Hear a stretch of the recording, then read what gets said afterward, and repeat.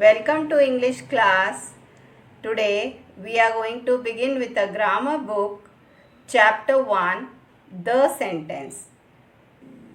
Children, in this video lecture we are going to learn what is a sentence, types of sentences and parts of a sentence. Children, in today's class, first let us understand meaning of a sentence. A sentence may be defined as a group of words that contains a subject and a predicate and expresses a complete thought. Look at this example. The baby is smiling.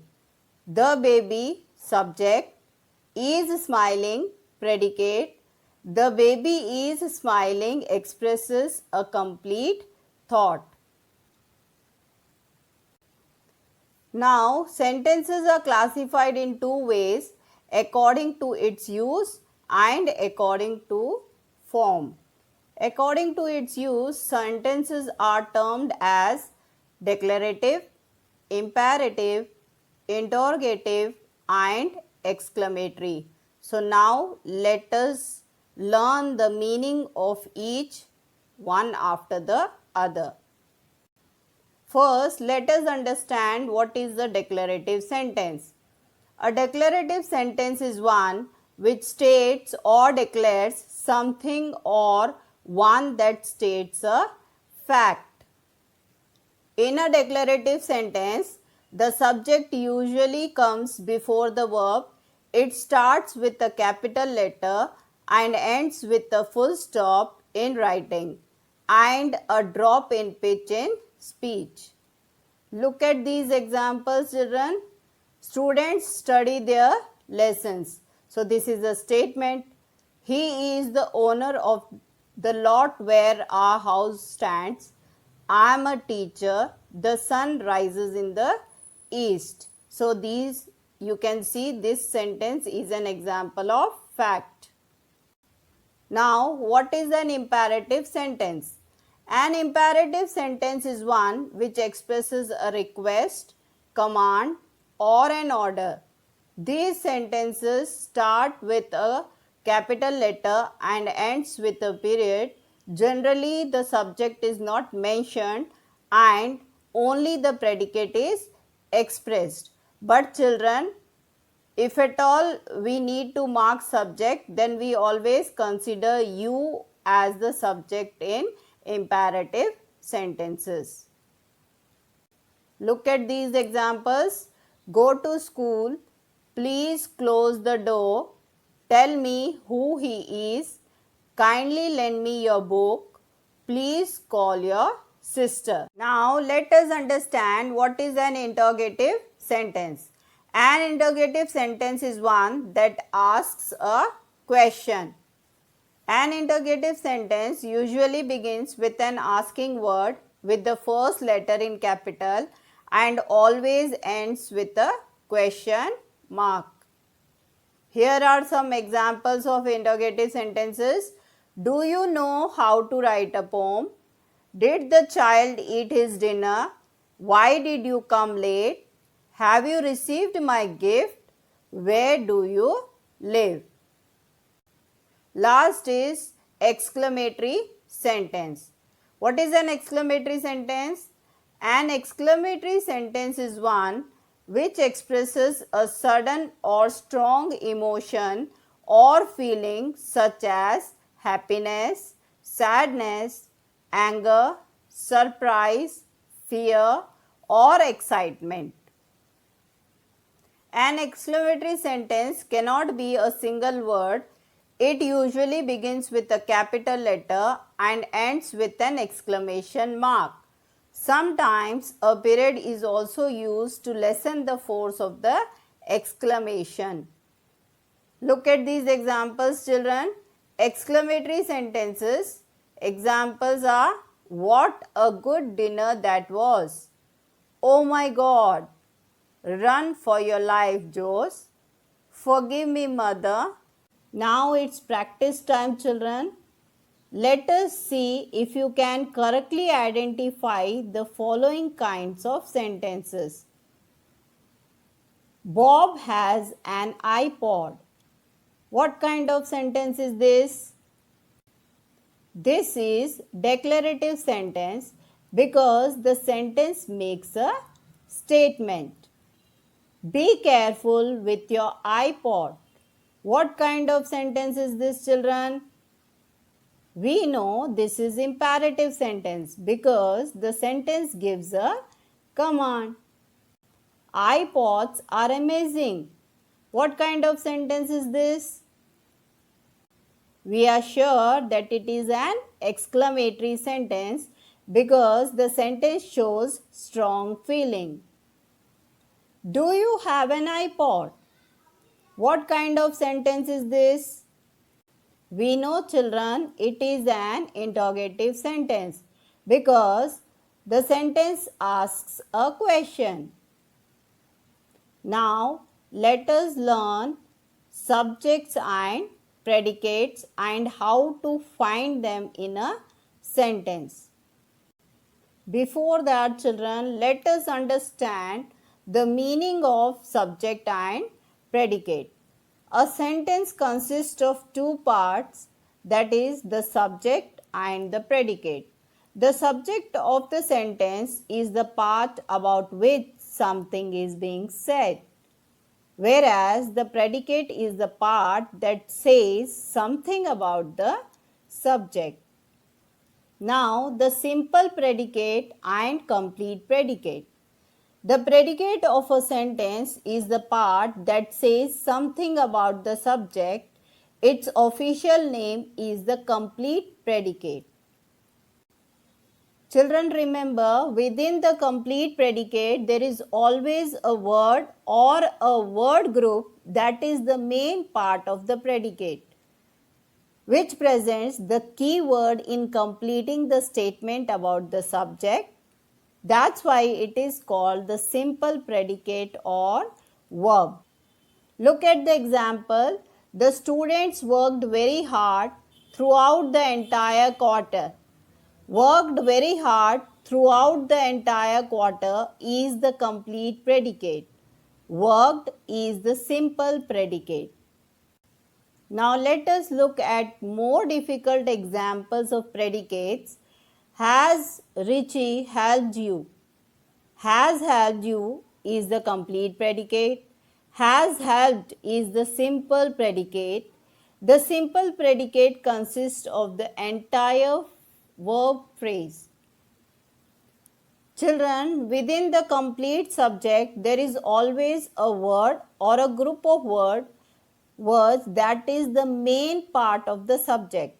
It is called the simple subject.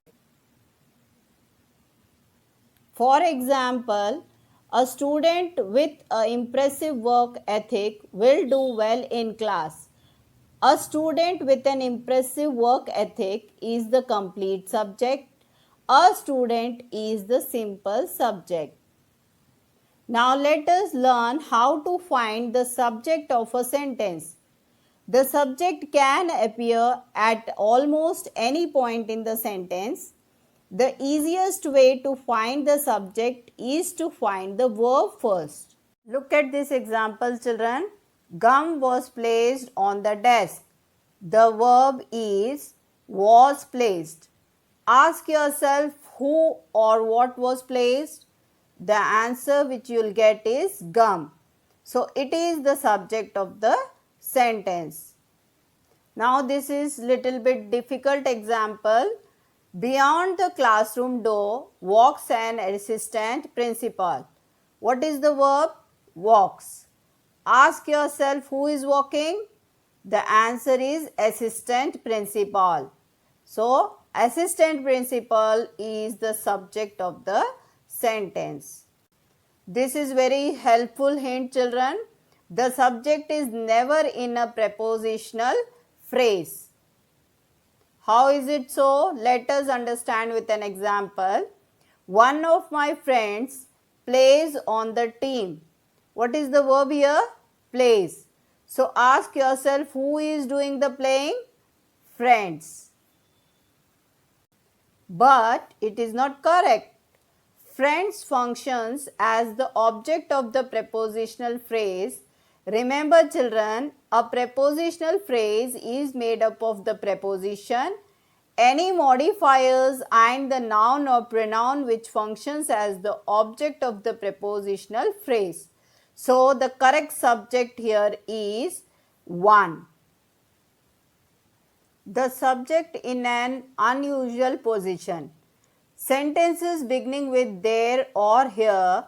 When the word there or here comes at the beginning of a sentence, it may appear to be the subject, but it is not. Remember to ask yourself who or what is doing the action.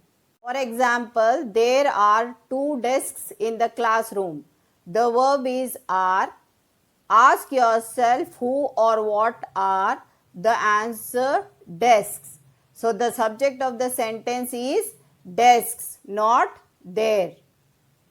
Now let us learn about sentences that ask a question. Children, questions usually begin with a verb that we know, helping verb, forms of be, have and do.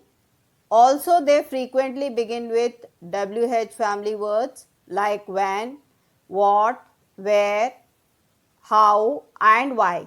The subject usually follows the verb in interrogative sentences. Let us understand with the help of an example. Why is he running? The subject is he. How do you feel? The subject here is you. Children, remember when questions begin with the helping verb, the subject always comes between the helping verb and the main verb. Do remember to find the verb and ask who or what is doing the verb, that is action. For example, where the students late, the subject is students. So helpful hint here is children, you can turn questions into statements in order to help you find the subject. So what is the statement form of this question? Were the students late? It is the students were late. Now when it is a statement, the students were late, you can very easily find out the subject, that is the students. Now sentences in which the subject is understood. In requests and commands, the subject is usually left out of the sentence. The subject of a command or request is you. Understood but not expressed. As I discussed earlier also, that it is understood that in imperative sentences, you is the subject but it is not expressed. Let us understand this with the help of an example. Clean up this room. The verb is clean. Who is doing the cleaning? The subject is you. A subject of this kind is said to be understood. Now about compound subjects and verbs. Compound subject, 2 or more subjects connected by and or and having the same verb are called a compound subject. Look at the example children. The boy and the girl studied for the test. The verb is studied. Who studied? The subject is boy and girl. So this is compound subject. Now about compound verb. 2 or more verbs joined by a connecting word and having the same subject are called a compound verb. See this example. The students talked and whispered during class. The verbs are talked and whispered. Who talked and whispered? The subject is students. So talked and whispered are called a compound verb. That's all for today children. Hope this topic is clear to you all. Stay home, stay safe. Thank you.